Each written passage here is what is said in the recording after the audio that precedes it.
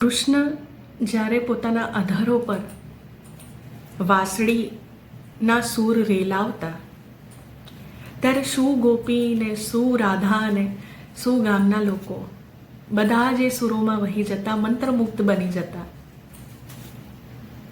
મુકુંદ પરાશર્યની એક નાનકડી રચના છે શાર્દુલ વિક્રીડિત છંદમાં. એમાં ઉલટ પરિસ્થિતિ છે. અહીં રાધાએ હઠ કરીને વાંસળી છીનવી લઈને કદમના વૃક્ષ પર જઈ અને સૂર રેલાવ્યા છે. ઝૂંટી કૃષ્ણની મોરલી હઠ કરી,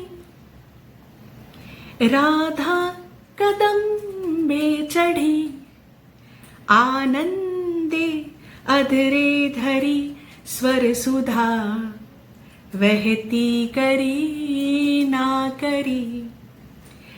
ત્યાં તો એ સ્વર કૃષ્ણ વાદિત ગણી, ધ્યાનસ્થ જાતે થઈ.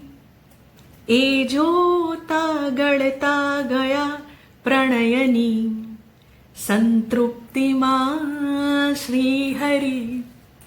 અને જે રાધાએ સૂર રેલાવ્યો ત્યાં તો કૃષ્ણ પોતે જ કૃષ્ણવાદિત, જાણે એ જ સૂર રેલાઈ રહ્યા હોય એમ ધ્યાનસ્થ થઈ ગયા.